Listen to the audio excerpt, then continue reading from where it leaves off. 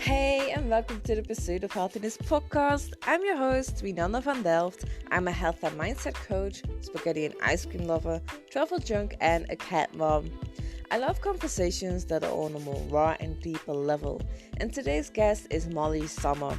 Not long ago, her body was being affected by fear in a very real way. After visiting the ER and being told that her condition was normal, she used every penny in her bank account to stop living the mediocre life that was slowly killing her. This couldn't be what life was about. Her entrepreneur journey started with 5 dogs and the whisper of the forest, and now she is a transitional life coach. Mollie supports powerful individuals to transition from the mediocre corporate life and rise into their boldest expression of who they are, creating the life of their dreams, making an impact, and fulfilling their biggest desires. In today's episode, we're going to talk about how to overcome those fears, to stop living a mediocre life and start living an incredible one.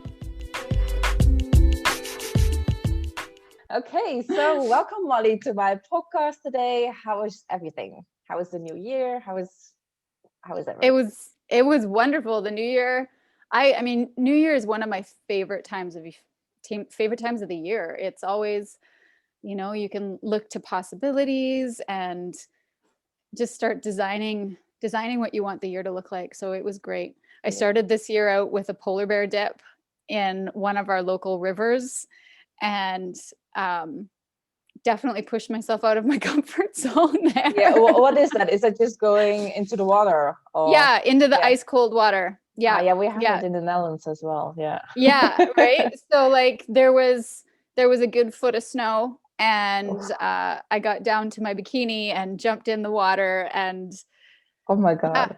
I know, I've never done that before, but it was exhilarating, and I'm really proud of myself for pushing myself out of my comfort zone there. Yeah. So you just did it to push yourself out of the comfort zone, or was there something meaningful behind it? Well, my word of the year this year is mastery. And one of the things I want to become a master in is stepping bravely into my fears. Oh, I love And that. so, mastery is the product of repetition, right? Yeah. So I have to practice being brave. And that was one of my acts of practicing being brave. It was very interesting to experience it and listen to the thoughts, like being the observer of my thoughts, right? I was very, very excited. I got there. I was really, really pumped up. And I got down to my bathing suit. And then as I walked down to the water, my thoughts started being like, you don't actually have to do this. Like, you can back out now. You can back out now, right? And so I was standing on the edge of the water, and my thoughts were like full on, like, you don't have to do this to prove yourself. And to really convince myself to take that next step. But as I got into the water, it wasn't as cold as I thought it would be. My body didn't go into that shock that I thought it would. And I got out and I was like, that wasn't nearly as horrible as I thought it would be, right? So it was interesting to experience it and to know just how many stories our mind creates. Yeah, and, absolutely. Right? Like I thought for sure my body was going to go into like shock, and I was going to come out purple, and it was just going to be awful. And I got out and my body was warm and tingly, and I didn't feel cold at all. Like it was very interesting. Cool. Yeah. Very interesting. Yeah. So what does being brave mean to you? Being brave means to me just, fear is something that we all have, and it will never go away, right? If you're expanding, if you're growing, if you're learning, you've always got to be outside of your comfort zone. And so that discomfort is always going to be there. And so stepping into that, being brave and being willing to walk through that discomfort into whatever is next, right? Sometimes you can see what's next, and sometimes you have to trust that what's next will just come to you. Yeah. And so practicing bravery to me is actively, acknowledging the fear and saying to myself, this isn't going to stop me today. I'm going to see what's on the other side of this. Yeah. So I love that. Thank you. like so many times we hold ourselves back because of fear, and we think the worst thing is going to happen. But in the end, it's probably like your experience going into the cold water. Like, it's not as bad as we thought it would be, and you can come Exactly. out with beautiful experiences that you never thought you would have. Exactly. And I I really like I really, really am grateful for every single day that I have on this earth, because I've known, and especially coming out of 2020, so many people didn't make it to the end of the year, Yeah. right? And so there's no such thing as tomorrow. No such thing. So I'm really, really trying to live each day present, and with that knowledge that this day really is all I get. So I'm going to make the best of it. Yeah. And when I wake up tomorrow, bonus. Everything beyond this moment is a bonus. It's that cherry on top. Yeah. And yeah, just see what happens. See what happens with the compounding of time and of the days when you live each day that way. And so how do you do that? Well, what kind of questions do you ask yourself, or what do you have, like a little routine every single morning that you do to have that spirit? Yeah, well, it's been something that I've that I've developed over time, because I didn't just wake up one day and be like, I'm going to do this, right? And I think it's different for everybody. So my thing is, as soon as I come into consciousness in the morning, especially in the wintertime, it's very difficult for me to wake up and be happy, right? Because I live in the northern hemisphere. It's dark, and I love waking up in the summertime with the birds singing and the sun coming in, and like that's what brings joy to me, right? So Yeah. in the wintertime, I have to wake up and go, today's going to be a good day. I am grateful for this day. This day is a bonus, right? And remind myself of that. And then I get up and I have a beautiful cup of coffee, which I love, right? It's there was a commercial when I was a kid of a woman like half asleep sniffing her coffee, and like that's me in the morning. I wake up and I just sniff it, and it's just everything, the senses just wake up, right? Yeah. So that brings me joy first thing in the morning, and then I meditate and I breathe and I set my intention for the day, right? I set the intention of today is the only one I got. What am I going to do with it? I'm not going to live it. I'm not going to live it for anybody else. I'm going to live it for me. Right? And what does that mean? And that changes over time. It changes as I evolve. It changes as my energy moves up and down, right? Yeah. But in every day, I am where I am, and I always try and do my best, whether that is, 110% gung ho, or whether that is lying on the couch that day and re-energizing. Yeah. Yeah. I love it. Yeah, I can relate, because I'm from the Netherlands, and it's probably not as cold as where you're from, but I really had a winter depression. Like, I couldn't get myself to do anything because of the cold and the dark. And when I was a teenager, I went to school in the dark, and I came back in the dark and the cold and the snow, and it was just awful. So yeah, that's why I made the decision to just move. Right? Yeah. Now I'm at a place where it's always sunny, and like you said, the birds are chirping every morning, and yeah, that's also something that makes me really, really happy. Yeah. And you said that you are meditating. Can you tell a little bit about that, what you do exactly and what it does to your body? Yeah. So I started meditating 4 years ago now, and it completely changed my life. It was one of those things that I started, and my ego, my fear was like, oh, you don't need this. You don't know what you're doing. You don't even try, like, right? Yeah. And it was just one of those things that I committed to. And I said, no, I'm going to do this. Whether it was 2 minutes standing at the kitchen sink doing my dishes, or laying in bed with a full, guided meditation, whatever it was, I did it. And I did it because I knew the benefits of it, right? The benefits of the cognitive awareness and, moving your body into a supported state, moving out of that stress response, and, increasing how your brain reacts and interprets the things around you. And I just started feeling into my body, feeling into my senses, feeling into my energy, listening to the, everything around me, whether it was in the room or, trying to push that outside of myself, outside of my house. And it's just developed into this practice of, I have music that I listen to every day. That's amazing. I love it.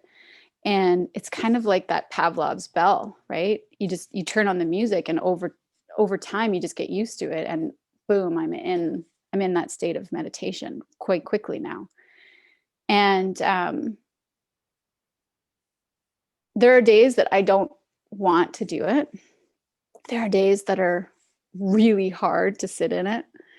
But the only wrong way to do meditation is to not do meditation, right?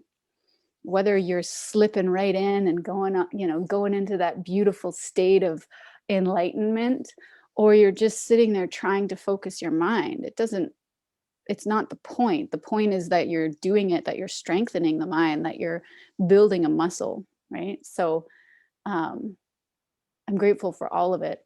But I'll admit, I love those days that I just sit in it and like take off, right? Like those are the days that are amazing, but it's all worth it for sure.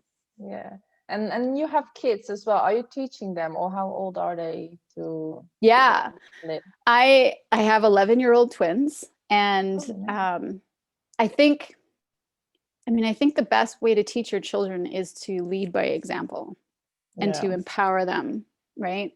And so there are times when we sit and we meditate together, but I find the best way to get them into that state is to get them out into nature. Yeah. And get them, right? And get them into the quiet and push them or guide them into awareness of the forest. And so we do that a lot. Oh, that's nice. It's like also bonding as a family. Yeah. I love it. Yeah. Is it easy for children, or do you think, if you start young enough, they don't know any better, or? Yeah, well, definitely. I think if you start young enough, I think it becomes just part of who they are. My kids, I didn't start this journey until my children were 7 years old.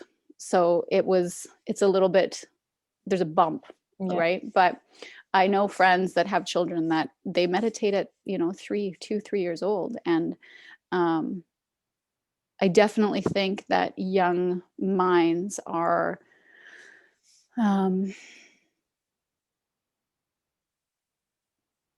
pure, right? Yeah. Because as we age, we take on the experiences of our lives, and it's interesting to watch life change your children. At they're 11 years old, and I've already seen it. So definitely. I would definitely recommend meditation for children. My daughter uses meditation apps to go to sleep at night, to work through any issues that she's feeling. It increases self-awareness, it increases emotional intelligence. The benefits are endless. Yeah. Can it also help to overcome your fear? Yeah, absolutely. Because you move from a state of, I don't know why I'm not doing this, to that place of being the participant and the observer of your life. Right? So you can understand the thoughts going through your mind. You can see them happening in real time. And you've created space of consciousness to make choices through intention.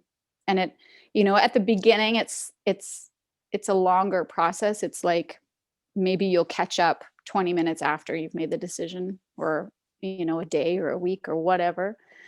But the more you do it, the faster it becomes, to the point where you can feel yourself being triggered, understand the thought that's triggering the body, change the thought, change the emotion, and change the action in the blink of an eye. Yeah. And that's magical when that happens. Yeah, I love that you explain it like that, because that is what's happening when you are changing your mindset. It's not a quick fix. It's not an overnight thing. It's something that you have to do consistently every single day. And people, I don't believe people are happy 100% of the time. But the difference between the people who seem to be happy 100% of the time is that they can get out of the state of fear or anger much quicker, like you said, because they've been training themselves and their brain to do so. It's not that we don't have bad days, it's just that we look at it differently and get much quicker out of that state. And the way you describe that, oh, I love that. I couldn't have said it any better. Thank you. Yeah, I mean, life is always going to be 50-50. Yeah. Right? There are always going to be outside circumstances, outside blocks, you know, whether it's our state of affairs or, you know, news or COVID or pandemic or whatever. There's always going to be that. Yeah. And then there's always going to be internal blocks and what you believe. And so meditation for me has not stopped those fears, has not stopped those triggers, has not stopped those emotions, but it's taught me self-compassion, so that when I am triggered, when I am feeling those angers, when I am feeling fear, when I'm feeling uncertainty, I acknowledge it and I feel it, and then I let it go and I move through it. And I don't, I mean, obviously I'm human, so I'm not perfect by any means. There are some things I still hold on to. Let's be real here. Yeah. But I try to let go of things as quickly as possible, so that I'm not suffering, because I don't want to suffer in this life. I want to experience all of the amazingness. I want to feel and experience all of the pain too, but I want to let go of that stuff faster, right? Yeah. So that I can move into that joy and that happiness and acceptance that much quicker. Yeah, it's kind of a choice, isn't it? Absolutely. Absolutely. It's a choice. Yeah. You know, and we can only do as best as we know. Right. And sometimes we don't know any better. So we stay in that low emotion, that can't, or that defiance, or that anger, or that victimhood, whatever it is. And until we learn another way, that's all we know. And it feels horrible. I wouldn't wish that on anybody. Yeah. Right. And I was there. I lived in that place for a very, very long time, but I was a seeker. Right. I remember driving to work with tears running down my face at like 6 o'clock in the morning, going, life is not supposed to be like this. It's not supposed to be mediocre. It's not supposed to be day in, day out, you know, trudging through the mud and suffering. I mean, why would we come to this planet if that's what life was supposed to be like? Right? Yeah. Mm-hmm. Life is glorious. It's so abundant and amazing. And we are powerful, powerful beings when we get out of our own way. Yeah. Yeah, absolutely. I've experienced it myself as well. And like you said, like life can be so beautiful, but it's also a way, if you choose to see it that way. I mean, I can be sad and depressed when I put on the news and, you know, this happened and so many people died because of this. And that can be really dreading and depressing. But I choose to not watch the news actually, because I'm like, I don't want to say that I close myself from all the bad things happening out there. I mean, I know it's happening, but it doesn't help me or someone else to be sad about it or to be depressed about it. Well, I can make my life amazing and for the people around me, right? Exactly. And I mean, nail on the head right there with making it for the people around you, because the actions you take affect those around you. And then the actions they take affect those around them. And that's how evolution happens. That's how we raise the state of consciousness of humanity, right? Yeah. For me, that's my children, right? When I heal myself, when I change myself, I teach them a different way of living. Yeah. And my legacy becomes their knowledge, so that they're not making this change at 38 years old or 40 years old or 50 years old or whatever. It's part of who they are, and setting them up for success so that there's no limit to what they can do with that. Yeah. Right. And it's not just them, it's everybody they come in contact with over their lifetimes. That's huge.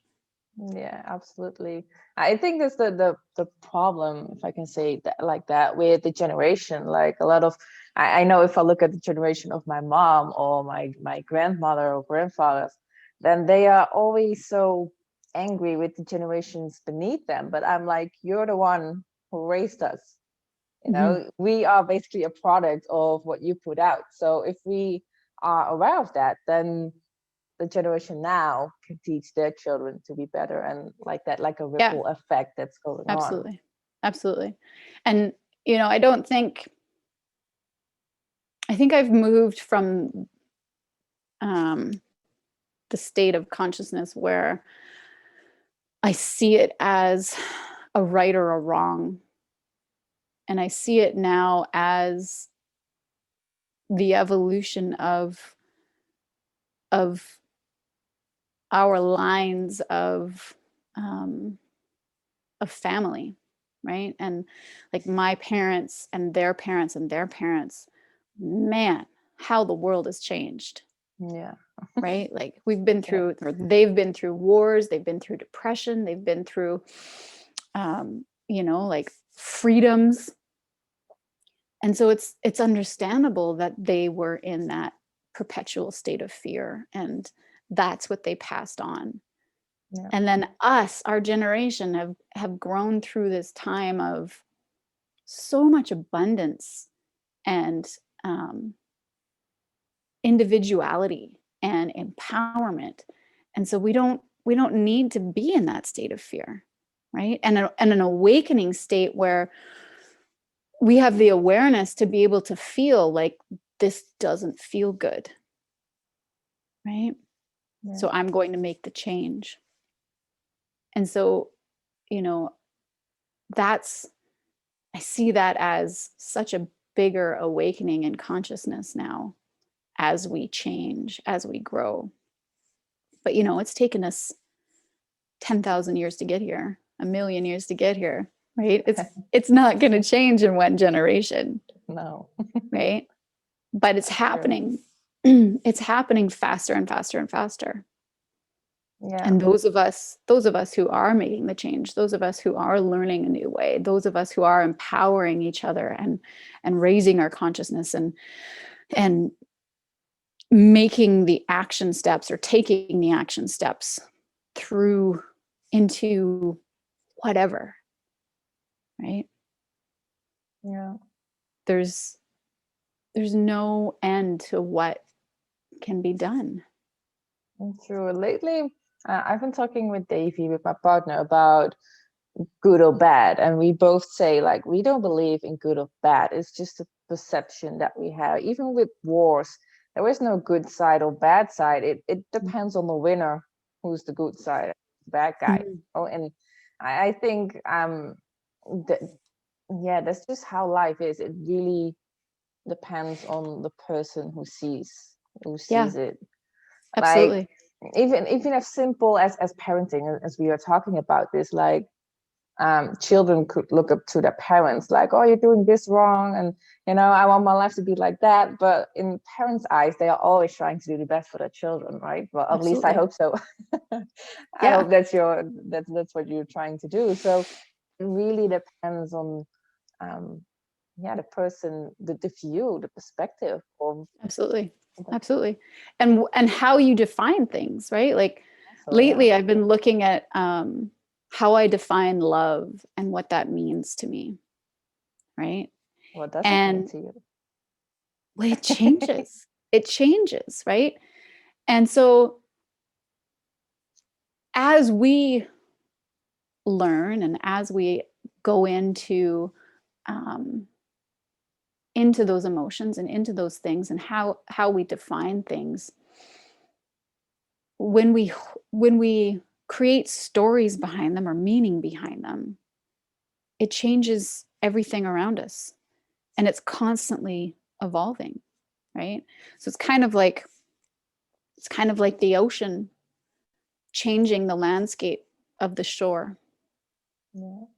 Right? It doesn't matter if you walk on that shore every single day it's going to be different because of the waves that come in and change it. And there's so many things that you have to take into account: the moon, the tides, the currents, the animals, all of that come together to make the shore. And that shoreline is your life, with all of those things around you coming into coming to shift and change who you are. And so as you do, so does everything around you. Yeah. Beautiful said. You have such beautiful words for everything. You know how to give a word or a meaning or description to it. I love it. Thank you. Yeah. I lately, I'm 25, so at this point I'm really into self-developing and stuff like that. So sometimes I'm like, is this a part that just becomes that's part of becoming an adult and becoming older, or is it really something that I am doing to myself because I make certain choices, because I'm reading certain books and stuff like that? And so I'm a little bit on that point of my life, like, what's like is everybody experiencing this at this age, or is it really me taking action and putting an effort in it? So yes and yes. Yes and yes. Yeah. I all of those things are all of those things are right. And I think each generation is different. For me, I mean, at 25, there was no way I was thinking about personal development, right? I was thinking about getting married and having children and living the life I should be living, right? But as we change and each generation learns something different, that changes. And so the people that are awakening in my generation at 38, 40, 45, whatever, their children will be awakened earlier, right? And you've obviously experienced something in your life that has drawn you to this mindset at an earlier age. And you had the courage to move from your home country to where you are now because you enjoyed that sense of waking up in the daylight. That's bravery. And the knowledge that at a young age that you only live this life once. Right? You're always exactly where you're meant to be. Whether you're 25 or 38 or 50 or 100, whatever. Yeah, I do believe that too. Like, everything happens for a reason. It's teaching us the things that we do want in life or absolutely don't want out of life. Absolutely. And it's so much easier to understand what you don't want, right? It is, yeah. But the more you realize you don't want, the closer you get to what you do want. Yeah. So it's always about trying and failing. I don't believe in failure anymore, right? It's just you get a different outcome. You get an unexpected outcome. Whether you like it or not tells you if you're going to move forward or try a different way. Yeah. It always reminds me of the Austin Powers scene where he's in the little go-kart and he's in the hallway and he's like the 20-point star turn to try and turn around, right? Yeah. That's what life is kind of like sometimes. You go a little bit, you try that. Nope, I got to go backwards. Nope, I got to go forwards. Nope, I got to go backwards, right? And you're constantly going forward and backwards to make the change you want to make, to change the direction you want to go in. And that every time that comes into my mind when something doesn't go right, I was like, oh, right, no, okay, back up, reassess, let's do this a different way. Yeah. Yeah, but that like you said, I don't believe in failure. It's only failure when you don't try anymore. Yeah. And you're just giving up. And I believe that we have a saying in Dutch. I don't know if there is something similar in English. But like there are many ways that lead to Rome. So yeah, it basically says that there are so many ways to get to the point that you want to go. So you can try and keep on trying because you will get there. Absolutely. You have to try and find another different route, but different route. Yeah. In every moment there's possibility. Right. And unless you act on it, it doesn't become opportunity. So whatever way you want to go, it doesn't matter how you get there. It's the journey. Yeah. And the how doesn't matter either. Yeah, exactly. I've been focusing last year, and my focus this year is going to be the same probably. Like I used to hold myself back so much because I didn't know the how. But now I'm like, I'm just going to do it. Like I will figure it out along the way. And I'm just going to say yes to everything. And that has led me to so many opportunities, especially the last couple of months of 2020. And I'm determined to continue it this year. Amazing. That's awesome.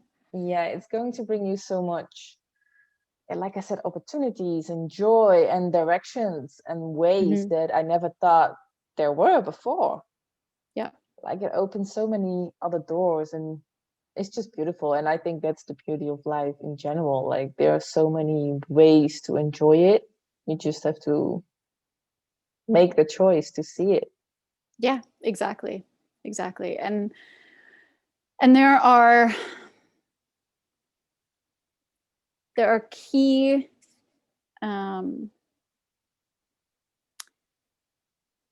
people call them universal laws or pillars or keys.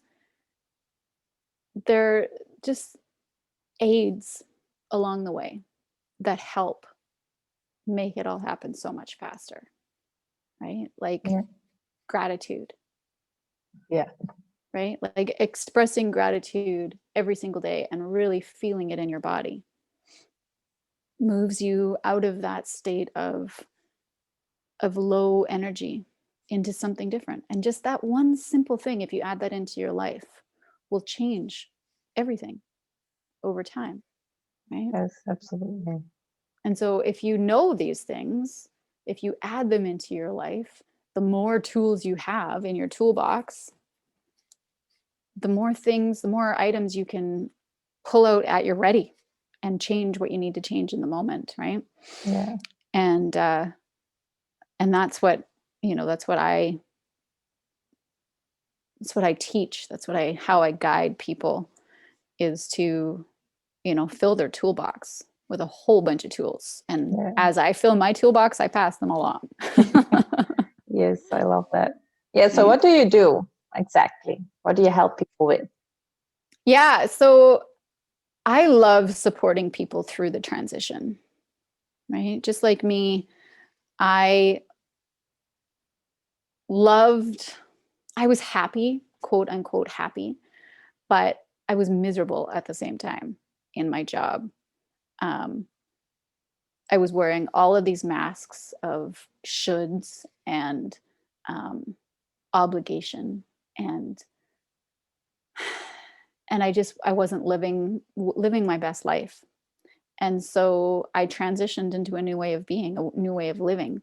And so I love, love, love, love supporting people in that transition, in moving from corporate or the jobs that they're just doing because they're a job and they were there, into a fulfilling life, into living their dharma, into living their purpose, into, you know, doing whatever it is for them, because we're all different. Everybody's purpose is different. Mm-hmm. But into that fulfilling life. So that's what I do. I support people in that transition. And how can they reach you if they need you to guide them? How can they reach you? Well, they can reach me on my website. My website is unconflicted.ca, or they can email me at mollie@molliesommer.com. I'm on Facebook or Instagram. And yeah, reach out anytime. I love having conversations. So that is great. Is there one lesson that you want to give to the listeners, to the audience, that you are like, this is a lesson that you need to make 2021 your year or the rest of your life better? Oh my goodness, that's a hard question. I know, because there's so many good lessons. if there is one lesson that you have to give to your kids right now. My kids? Yeah. I mean, you're not living anybody else's life except your own. So the biggest, the most powerful starting spot is to own that and be yourself. Live your life. Do what makes you happy, whatever that is.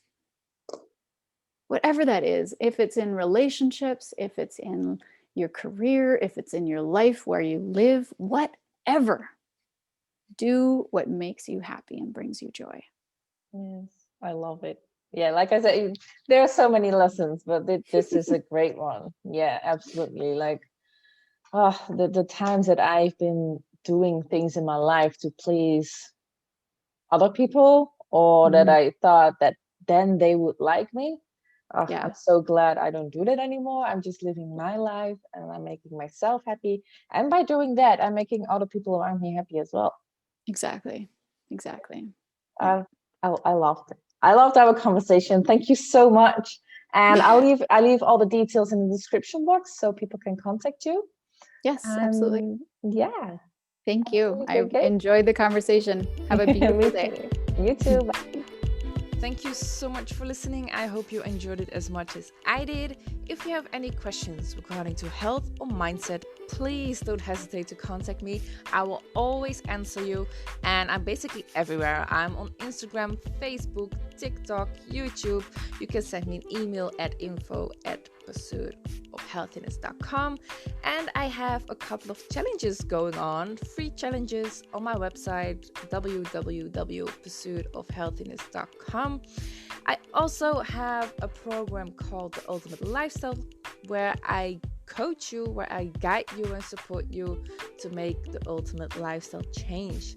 If this sounds like you, then definitely check out my website, and otherwise I will see you next episode.